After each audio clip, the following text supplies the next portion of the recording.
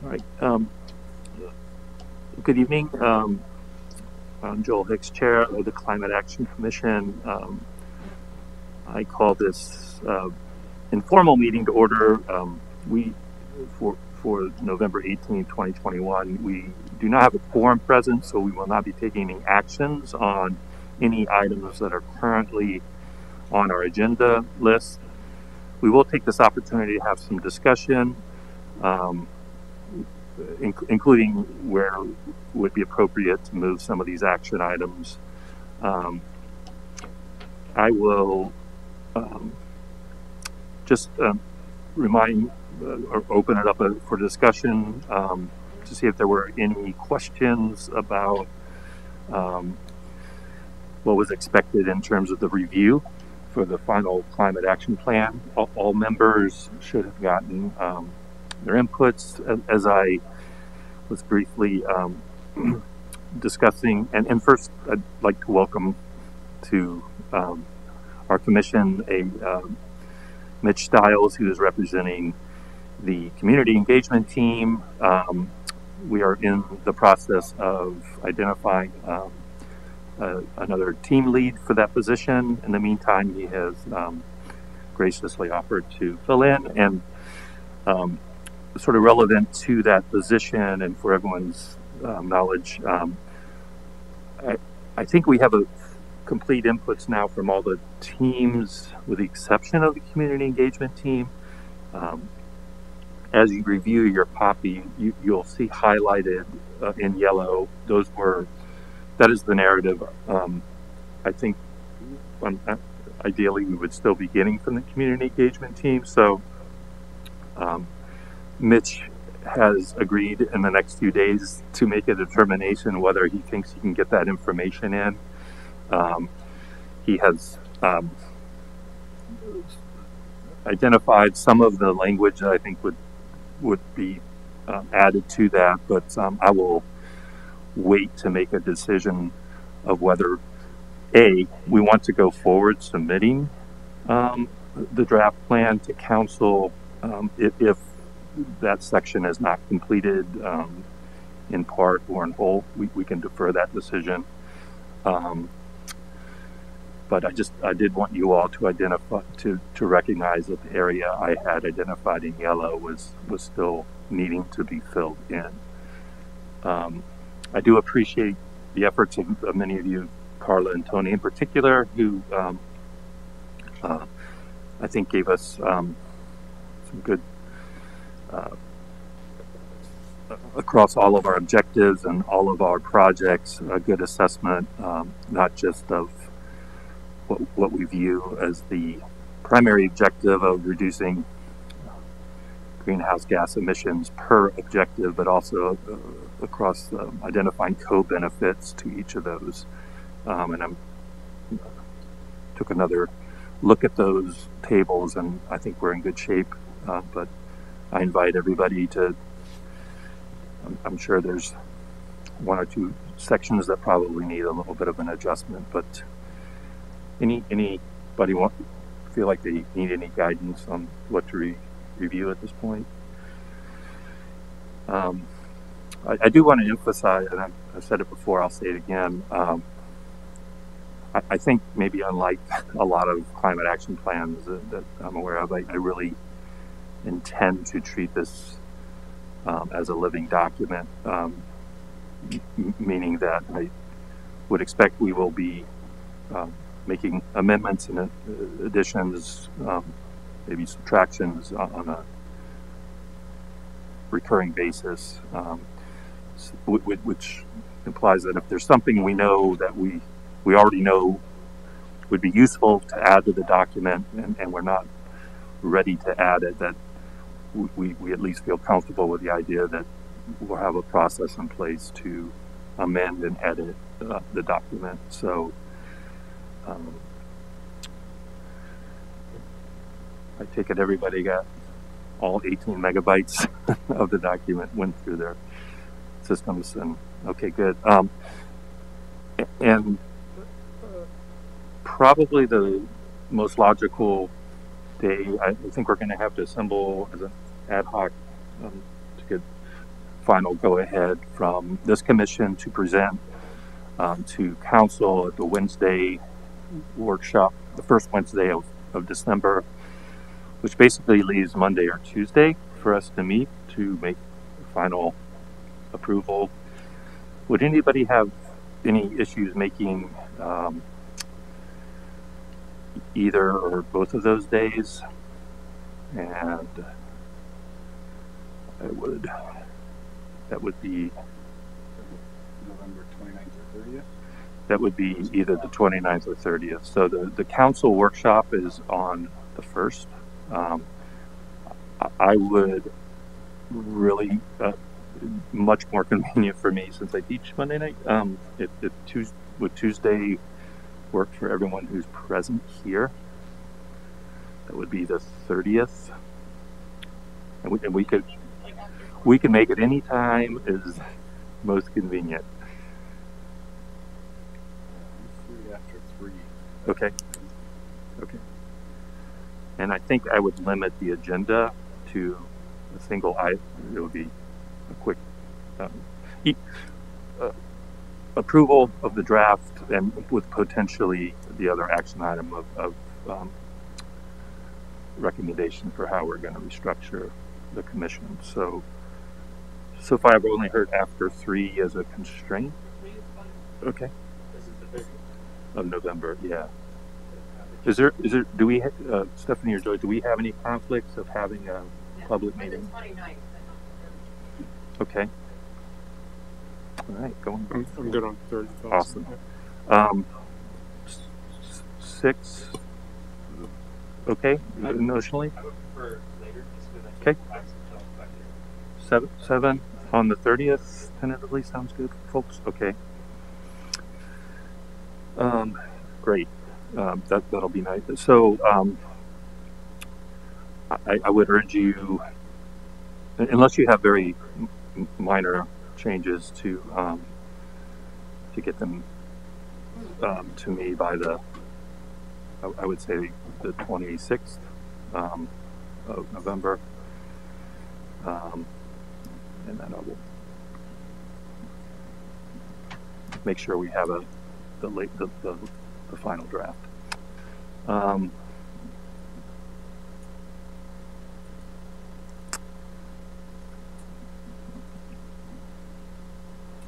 The other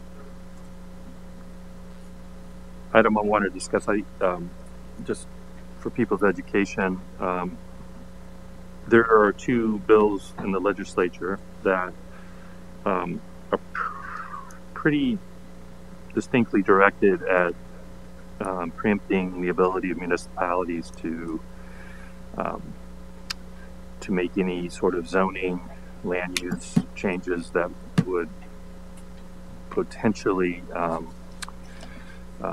limit in any type of utility that currently exists from having access either in existing or new structures. It's a bit of an odd preemption, since municipalities tend to have a lot of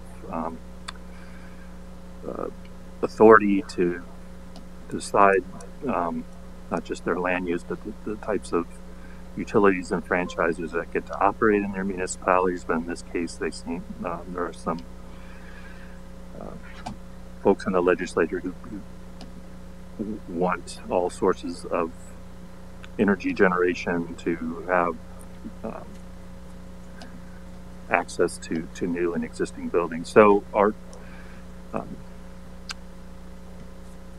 resolution that we had proposed, and I hadn't heard any changes to what we put out. I'll just be reading.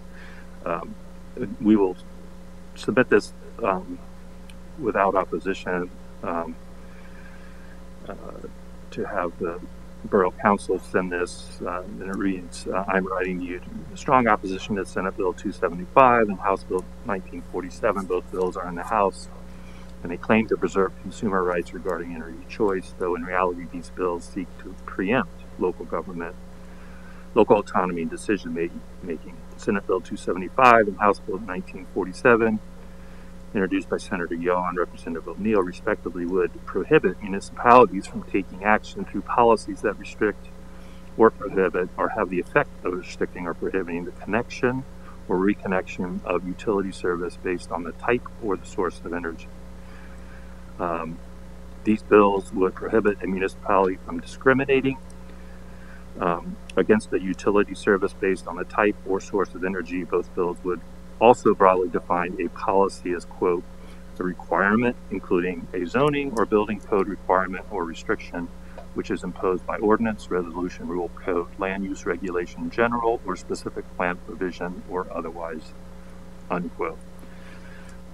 In Pennsylvania, the PUC, the Public Utility Commission, has jurisdiction over the regulation of utilities. Therefore, local regulatory action of utilities is already prohibited.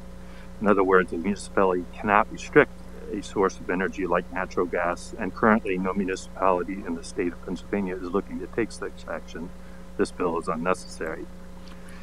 Carlisle Borough has developed a climate action plan that includes several provisions that incentivize energy efficiency and transition away from the burning of fossil fuels, although we don't currently have a draft or any plans to prohibit those. Land use regulation and building codes are at the heart of every local government's oversight to balance environmental and economic needs. This legislation would expose municipalities with climate policies, incentives, and actions that go beyond municipal operation to claims of discrimination by the energy industry. As written, the broad language in both bills leave a wide gap for subjective interpretation of what is actually being prohibited, making them dangerous bills for local governments and taxpayers alike. Overall, this legislation is unnecessary in Pennsylvania and will very likely create confusion and expose municipalities to litigation because the language is very broad, subjective, and unclear. And without opposition, I will submit that language for Council's consideration. I think we could all agree that as we move forward, it's there's a lot of options about how existing infrastructure may actually be useful for other forms of energy. We've had conversations, and there's a lot of work being done with the feasibility of current existing natural gas pipelines that could be compatible with burning other forms of energy that actually are clean, including hydrogen. So I think at this time it's much too early to think about prohibiting access to any of these incumbent energy sources, but I think having the right moving forward as a municipality under home rule that we should reserve the right to consider in the future whether we feel it necessary to restrict access to sources of energy that are completely inconsistent with our greenhouse gas goals, and that moment is not in the too distant future, but we'll have to see how the technology evolves. And I think that's the primary reason I support this letter, because I don't think it's in our interest to have the state preempt us from making decisions that are in our ability to control and to help us reach our own environmental goals. So, does anybody have anything they wanted to add about this particular letter? No. Okay. Well, thank you for your support. I will forward that without changes to the mayor, and we'll get that released promptly.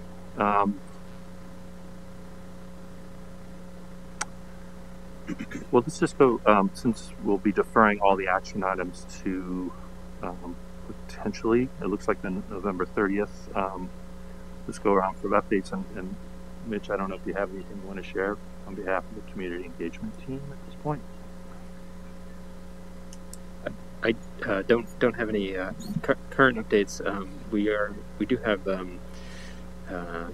don't know what information Sarah's recently given, but we have door hangers that are ready to go out and be hung on doors, sort of outlining the 6 major sort of parts of the plan, and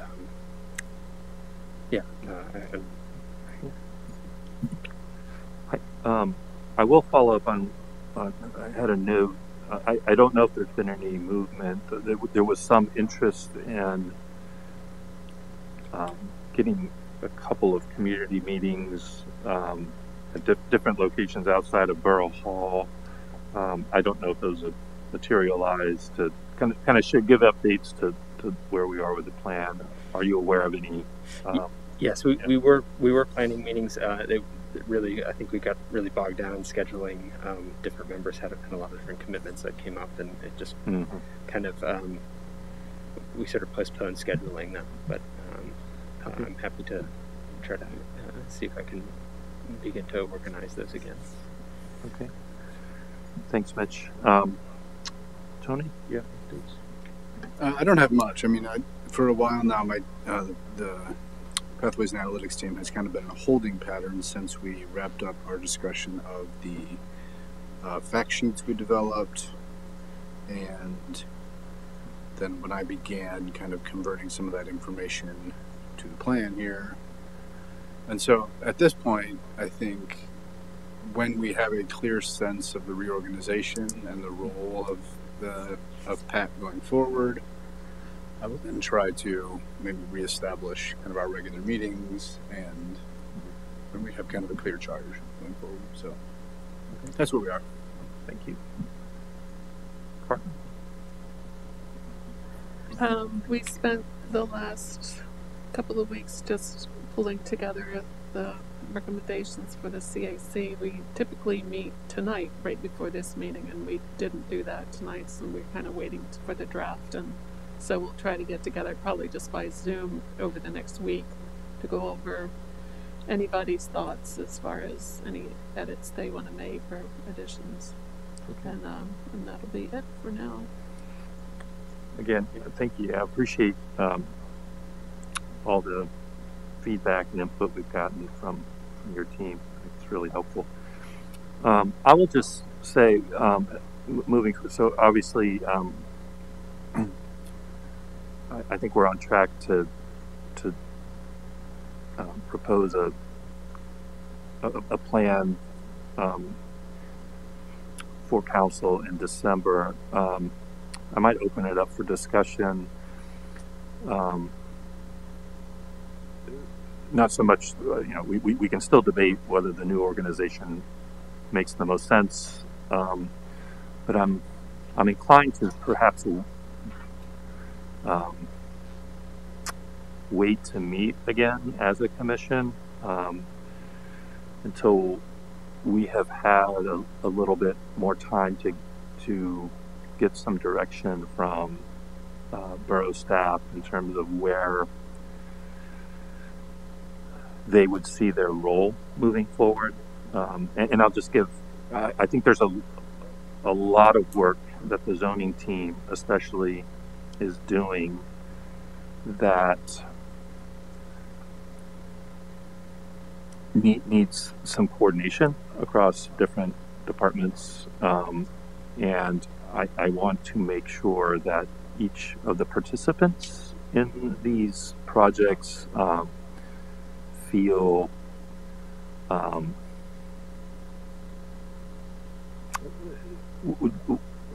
what their role, understand what their respective role is. And I think, as we look at what is the Climate Action Commission's role in moving forward potential capital improvement projects, what is the Climate Action Commission's role in working to bring different elements like parking and higher density housing, to really think of how that process will work best. And I think part of that will be dictated by the roles that the borough staff would like to take on. I think it's really important for everyone to realize that we chose a pathway here that was a community climate action plan. It is not a public sector only approach, and we did that very conscientiously, knowing that because of our footprint, it's only around 5 or 6% that is covered by public sector. So I think it's important as we get a new director for smart communities and economic development that sustainable communities and economic development, that we allow the staff to weigh in, because I could see them as certainly wanting to be at the table, but get a sense from them of what sort of direction they want to take in prioritizing our objectives and projects, and also proposing the process we might take to move some of our recommendations forward, especially those that would involve capital investments and some longer term planning. So I think we're a little in the effort to not move forward too quickly without that direction. I would look to maybe, I don't know if that would be a month or two or even 3, where we want to get a better sense of what the borough's role would be. Does anybody have any thoughts about that? Or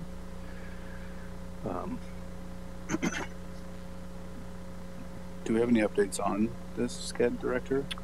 we do. So is that what we're calling it?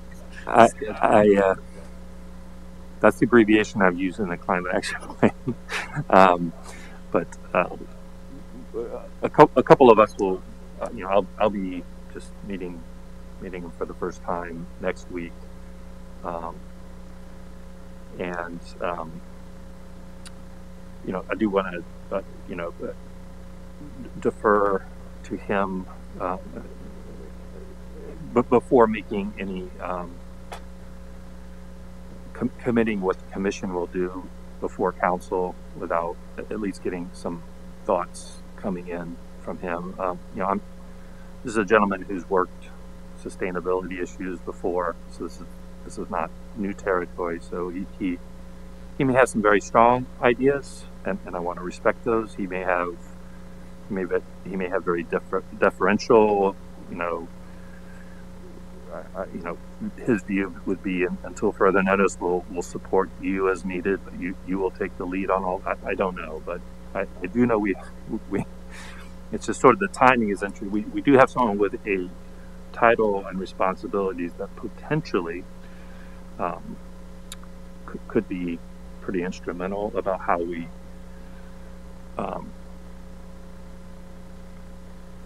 decide things and move things forward. He would inform the process, I think, more than anything, and I think that will be important. We've also talked about, we're probably at a time, since we're going to be moving more from sort of strategic to implementation of a reboot, and so I would be much more comfortable kind of doing a public reboot, knowing we're all on the same page, and the fact that we have a new position with a new person I'm comfortable not rushing things, but his role is potentially pretty, could go a lot of different directions, and I would rather be comfortable that we're all in alignment, moving in the same direction before we really petition the community again to get engaged. That's kind of my view. I don't know if you have any. I think a lot of the zoning and comp plan stuff is going to be him. Yeah. You know, so I do think at least that component of it Yeah. would make some sense Okay. to work Yeah. with him and work, support him. Yeah, I agree with that.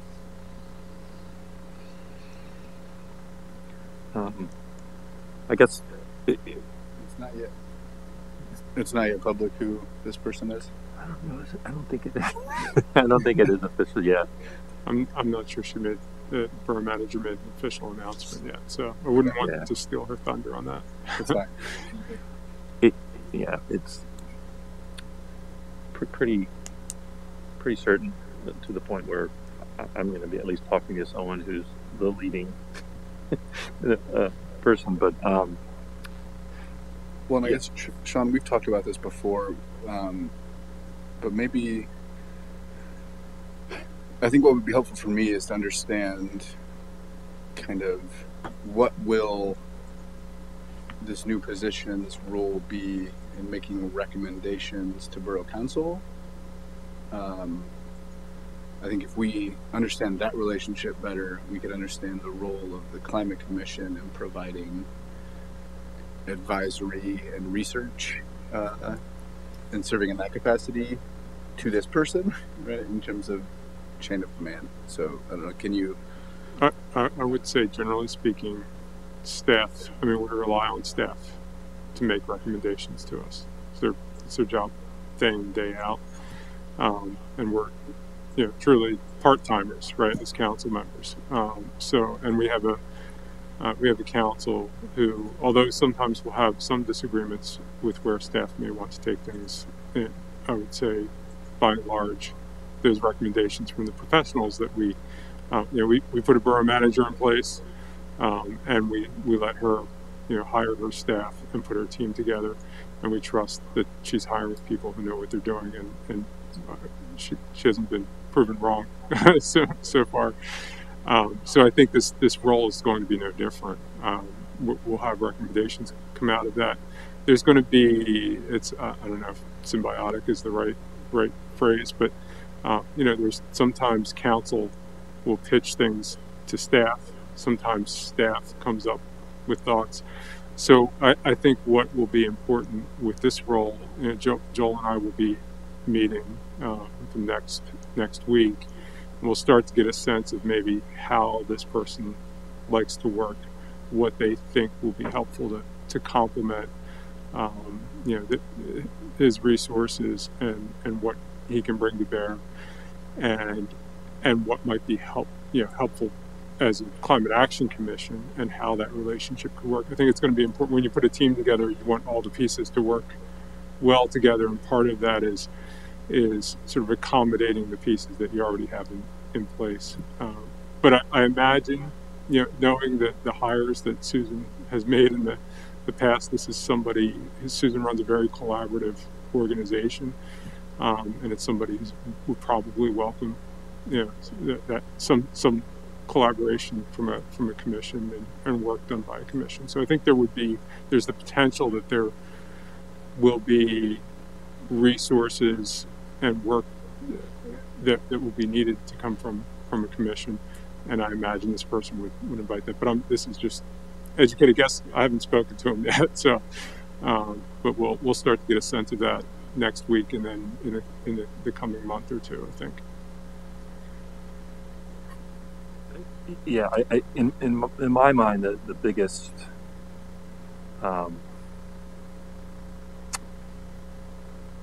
thing I'm interested in sort of getting from his experience is, we have, we don't have a process of these are sort of new requirements, if you will, coming into the staff that they haven't historically had to integrate in. I mean, so that there's everything we do has to integrate with documents and processes that already exist. And the best way of making that integration, well, there are a lot of different processes you can do to make that integration. And I think I believe he's probably coming with a lot of experience about how to do this efficiently. And as we move forward, especially with, we talked about these, if we go forward with these 3 task groups: transportation, energy decarbonization, which is basically fuel switching, and then energy efficiency and behavior change. I'm before I recommend we convene those, I would like to understand his concept of how changes, whether they're zoning changes or ordinance additions, as I call them, boutique ordinances, like say single-use plastics or whatever, like how, in your mind, what is the best way to integrate transitioning from these projects into our zoning code changes, ordinance changes, comprehensive plan changes, and then once we, I think, have that sort of sorted out, I think it'll just be easier for people to kind of understand what are the products and what are the processes we need to use to make sure they ultimately get integrated into our other documents. And this is really interesting because we have some specific municipal carve-outs, quantitative, very specific in our plan, which are pretty clearly these will be responsibilities of the director, but his job is going to be much more thinking through how to integrate,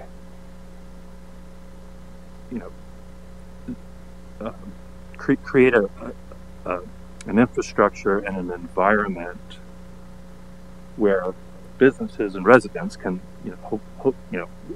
we're hoping that they will act on these changes that will make it more compelling for us to decarbonize. So, at the end of the day, I think it's important we realize there's the best that we can do as a commission to reach our goals is to reduce as many barriers as possible for businesses and residents to actually implement these things. And so we will definitely need a partner in the borough staff, and I know Sean and I feel like we have a committed partner with our manager, and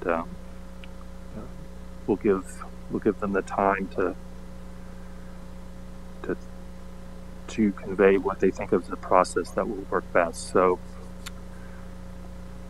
whether we will, I do think that. Does anyone have any thoughts about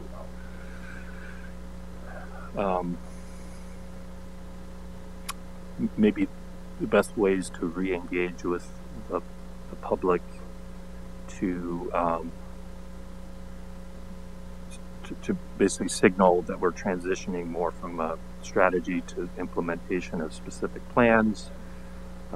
You think having kind of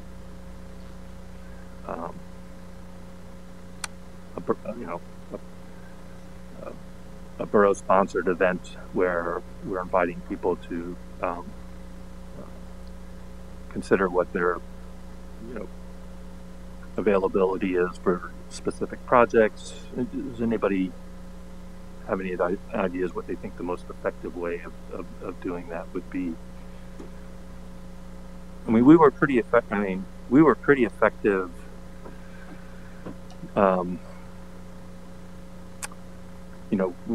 Getting the first waves of teams. We had probably 45 volunteers. We sent surveys out, and we were able to allocate people across teams. But there might be a better way of doing that.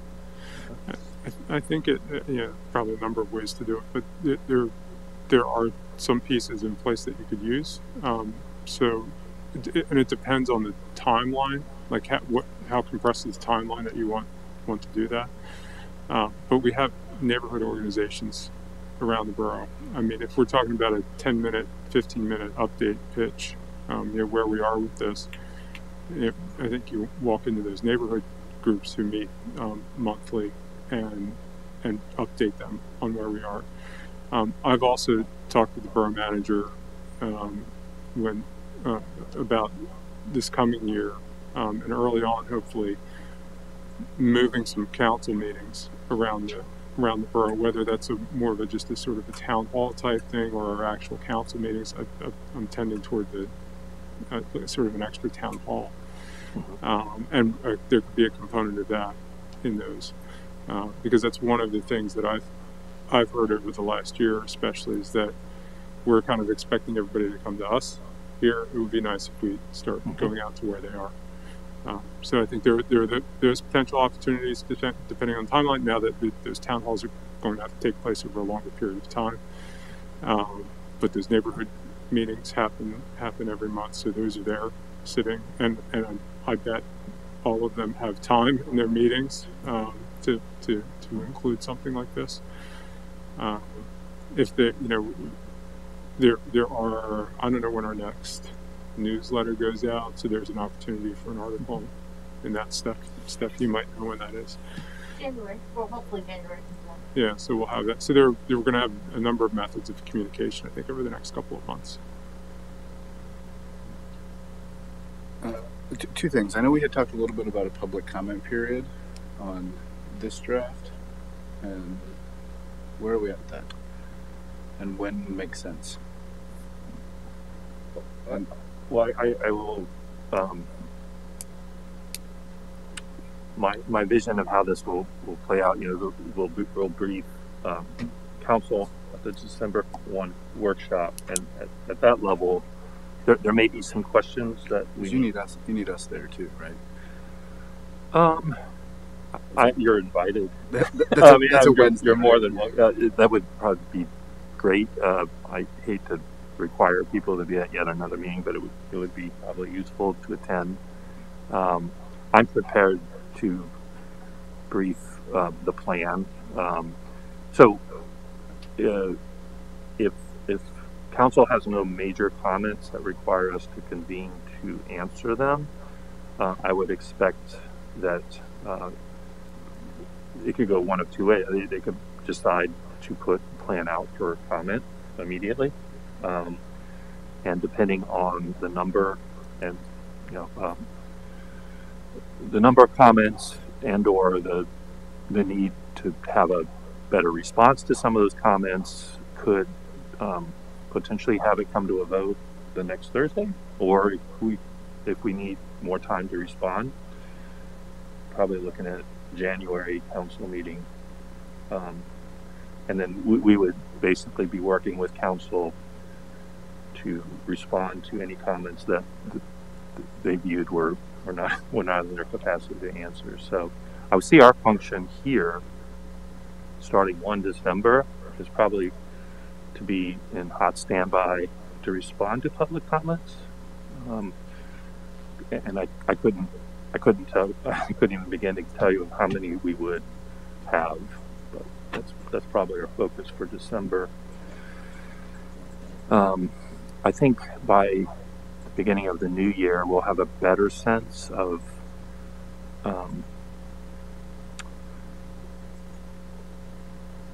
where we are with respect to the new director position, to then at least propose whether we're in a position where it makes sense to convene again as a commission, or maybe take a month or two off, if, as necessary. If the director is saying, I really want to dig in, but give me 2 months to kind of get into this. Can you hold off? I will be the first to defer and say, yeah, we should do that. So again, December, I think our focus is responding to comments, and then we'll just see where we're at in January in terms of when it makes sense to reconvene, and then what the best way of trying to get the best volunteers in the right positions. Yeah, Mitch. Is there a deadline to get stuff in the mailer or get content in the mailer, just to sort of like because I think it I know that's been a really at least for my family, it's been an important way to sort of keep in touch with sort of what's going on in the borough. The news. You're talking about the newsletter? Yes. Yeah. Yeah. Send me anything you know. Yeah. I guess since we're sort of developing a timeline, and we want to sort of be able to hear back from people, what would be the sort of, and we want to move to sort of an implementation period, and I assume we need to pass the plan first, right? So what would be the if we wanted to include information on the January mailer, what would be like the sort of soft deadline, I guess, to include information? Mid-December. Okay. Yeah. I can leave space for things and then just once you get the information, just fill it in. Okay. Thank you. Yeah, thanks. The other thing I wanted to mention in terms of timelines and when a outreach may make sense. On March, it sounds like forever away, but March 30th, 2022, Dickinson College is organizing a worldwide teach-in on climate and justice for both the college and Carlisle.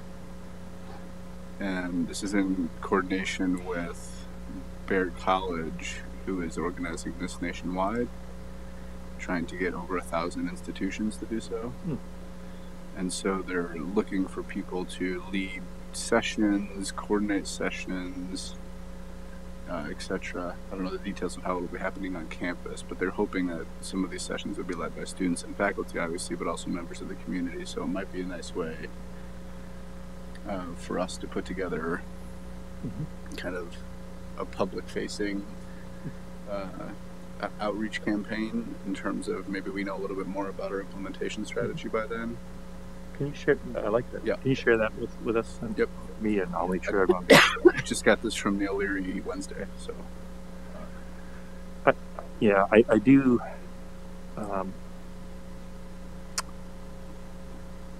Yeah, moving forward, one of my priorities is definitely to,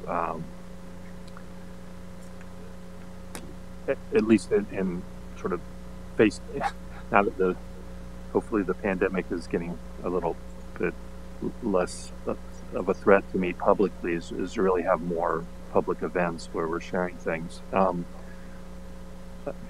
Again, I have a lot of ideas that I do want to bounce off the director. If you notice in our plan, we have a lot of education related things, and I've been receiving a lot of sort of feedback on things like Nextdoor, encouraging us to have educational events for the public. As an example, I did a bit of an informal survey on the PA power switch and found that over 25% of those who responded thought that there wasn't another option other than the default, or they thought that the PPL had to offer the cheapest rate, which is not necessarily true. So whether that we can have public forum that have there was also some interest in multiple threads about knowledge about rooftop solar, and like what are the options, and people are hearing a lot of competing things about how one goes about it and those sorts of things. So I think one thing I really want to work on doing is putting together, I don't know, maybe semi-annually, as part of our goals, excuse me, is to really just be sort of an education,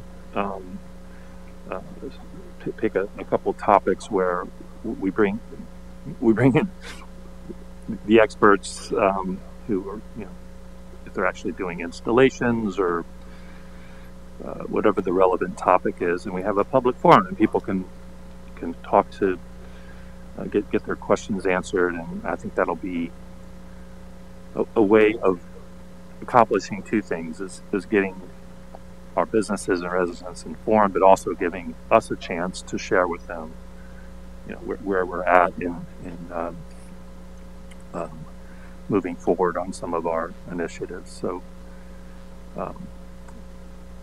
Mitch, probably no surprise, I'll probably lean on your community engagement team to sort of take the lead on organizing. But I think part of where I want your team to shift is using as a way of educating, and I think it will be really helpful to learn from you where we need to focus our attention, most. So the most important, we would kind of do those things earlier, as we're starting to. I think I guess the one thing I would just encourage is to talk about it more, just to everybody, and the more we talk about it, the more people will think about it and talk about it with their friends and families and members of the community. So I think we need really good communication, truthful communication, and also ample communication. It's like really critical with this, because I think the more people think about it, the more they'll understand how it impacts every bit of their daily lives. So. With that in mind, and sort of circling back to Tony's question about the sort of a public comment period, I feel like in the past we talked about having some sort of formalized period. There would be, like you might have a work comp plan or something like that. Given the importance of the public communication, perhaps we want to suggest to council that we set some comment period, whether it's roughly 30 days, a little more than 30 days between our December meeting and our January meeting on the 13th of January, and then use that time period as an opportunity. At that point, probably mostly just social media and those avenues to get information out that's open for comment, and use that as maybe the first volley of this plan is drafted.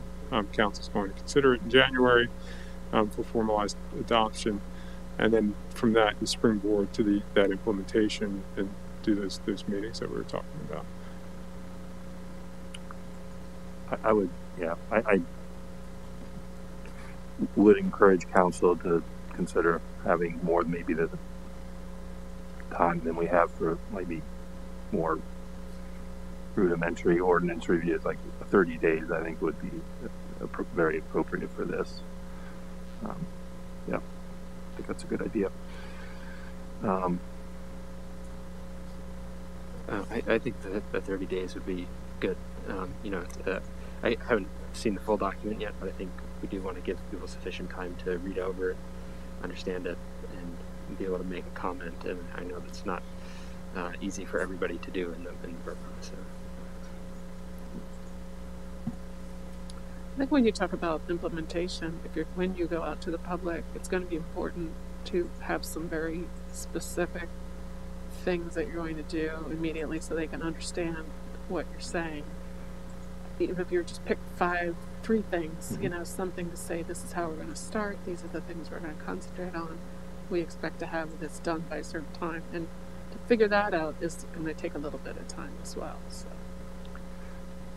I agree. I'm hopeful that a subset of the 6 projects we can. I think we all agreed those reflected a nice breadth of approaches, and that those were achievable with sort of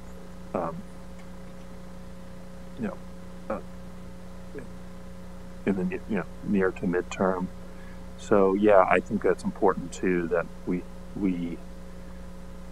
as we move away from the strategic, we engage with this is not just a plan that's going to collect us on a shelf, that we're actually moving out on this thing. Which brings me to another point. My intent, and this is probably a larger question that we need to consider on council with staff is, you know, how is the best way to, if there's a need or desire to roll in broader sustainability goals into a process, is it better to have a separate process, or would it make sense to roll these initiatives together with climate and sustain? Because climate is a subset, obviously, of sustainability, but we do recognize in our plan many of the co-benefits where we say has a small carbon impact, but has broad co-benefits, and we've identified many of those. We haven't quite defined a process of what, you know, do we, at its extreme, you know, this commission could evolve into a climate and sustainability commission. I can think of pros and cons of doing that, but I do think it's a conversation we need to have, because our charter is pretty specific about its focus on carbon mitigation, which doesn't address some of the efforts that we're actually taking on in this with the sustainability working group, and I want to make sure that I don't add on projects that are more sustainability oriented with that, if there looks like there's another kind of pathway we want to go for those sorts of things. So, which is a very long way of saying I intend to make myself and any expertise, and Susan has offered from staff. You know, we have 7 projects we're working on with Widener and with Dickinson. We're going to get briefed in the workshop on 3 of them. So I'd like to keep that partnership going. You know, again, some of the sustainability projects are directly related with climate. Some of them are a little bit more, you know, not quite as related, but I want to make sure we have a place where we can partner with our local colleges and universities to further our, you know, our total sustainability objectives. We need to think a little bit more about how we want to do that. But actually, let me just, for what are people's thoughts here who are on the Climate Action Commission of serving as more of a climate and sustainability commission?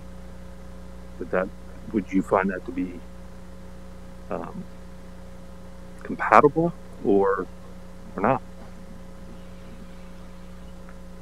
I guess I think it would be compatible, but I would worry about diluting the focus of our commission, and that we're already it's quite a, you know, there's quite a broad subset of things we're looking at, and I don't think it would be incompatible with a lot of things, but I don't see why we can be more maybe collaborative.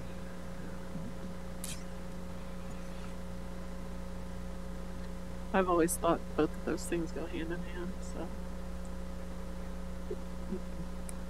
The question is actually quite debated.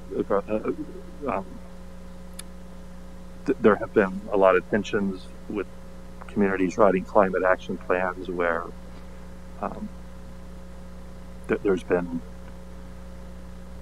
concerns about, you know, strong community needs to do sustainability projects that really don't address, and really thinking it's important to keep them apart. But I think the process we're using going forward, if we can preserve it, which is a very, what I would like to think is a deliberative process that's based on, you know, community engagement, but also costs and benefits at some level, that it would have the potential of working, but I think we would need to deliberate. Like we would need to be. It wouldn't be transparent. The process wouldn't be transparent. We'd need to think about how we would want to either evolve the current plan or create sort of a sister document, if you will. But I think again, I think it'll be something that we get some experience, from the new director.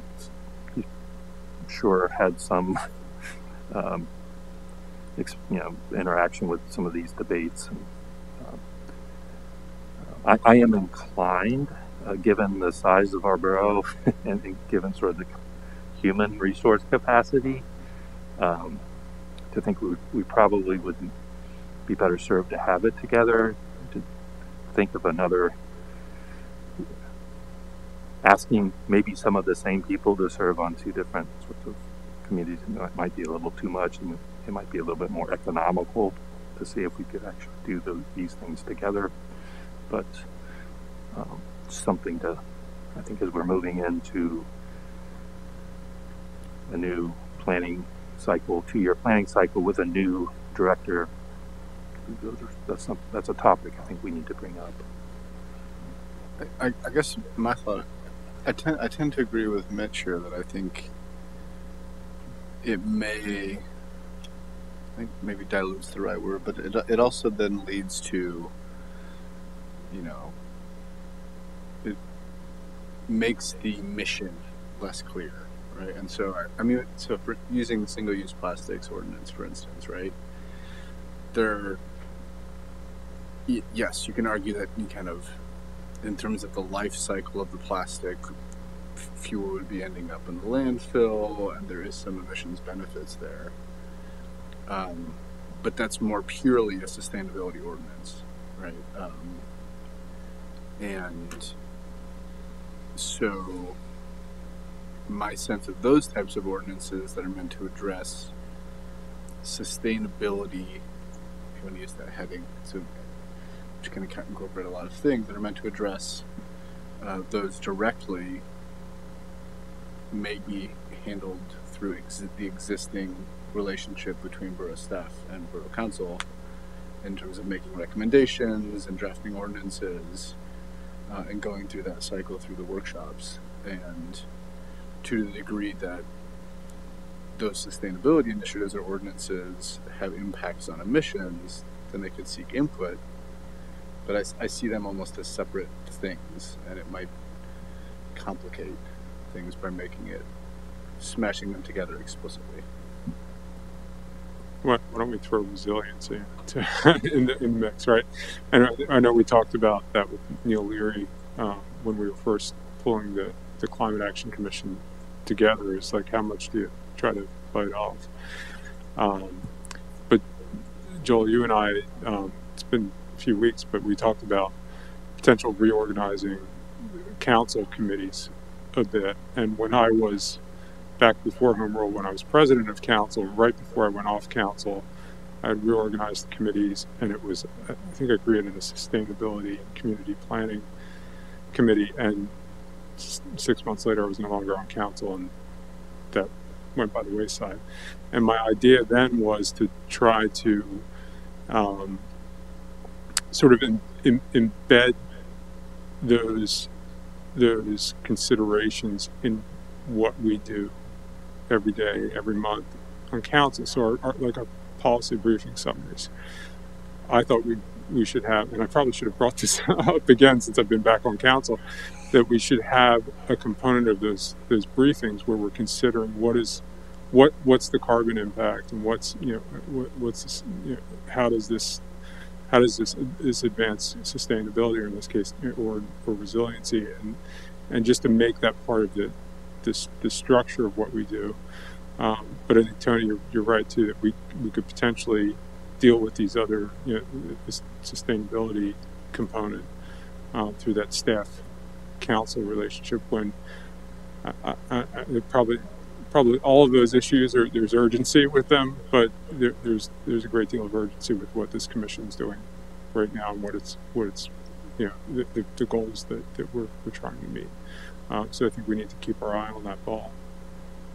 And that may evolve too, depending on how the new director, what that role ends up looking like in terms of the relationship to both the commission and what would be most useful there. Because I like the idea of that, Sean, where, I'm even thinking, what's the emissions impact of this on council, right? In terms of thinking through that, and you could also just, in terms of line items, think about, all right, what does this mean in terms of these 4 categories of co-benefits we've considered in the plan? Jobs, economic prosperity, social equity, resource security, improving public health, local environmental quality. In many ways, that's already being done. It's just making that explicit. And that could speak a lot to what I think you are intending by having a sustainability commission, right? Yeah, I think no matter which direction we want, integrated or non-integrated, I like the idea of identifying a subset of responses we would get from staff on things we take action on that would require potentially some assessment of co-benefit. But first thing, I'm kind of with Carla on the fact that so many of these things are integrated. When we think about a pedestrian-friendly community, what does that really mean? Or even the floodplain ordinance, it needs to be updated. And one of the reasons it needs to be updated is because the levels have changed, and the levels have changed because the weather is what it is. So that is a climate action plan that's always in there about preparing for floods, that type of thing. But but that's a resiliency thing too. So. And we have not we specifically did not draft this to be an adaptation plan. In fact, in the language I wrote, this is not that will need to be done later. But I think if we start to move on more of these sustainability initiatives, I think it wraps into what we'll find we need for adaptation. And I will say my biggest concern, and I agree wholeheartedly with the concerns you have, is just human capacity, technical capacity, the types of expertise and just commitment we need for people to think about having 2 different it's going to be probably largely some of the same residents who are concerned and getting active. If we have kind of, I would love to be able to have a system where we could get the most out of that knowledge without stretching our human capital too thin. That's my biggest concern with doing it separately. But I really hear what you're saying. And I think I think we will get a better sense from other council members and staff. I think I will feel a little bit more confident either way, discussing this with other council members and as we move forward. But it is near in my mind that we really do need to think,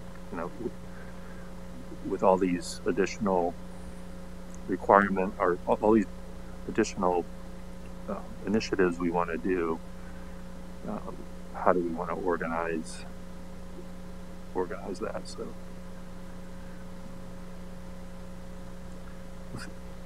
thanks for everyone's thoughts. I think that's really helpful. Sometimes we don't do enough just sort of brainstorming. So I really appreciate getting everyone sort of where everyone's head is and the direction we're going. And I don't know, before I adjourn, does anybody have anything they want to put together the order? If not, I will work with Joyce to establish a November 30th meeting, and we'll get an agenda announcement out for everybody who's not here. If that's all. This meeting is adjourned.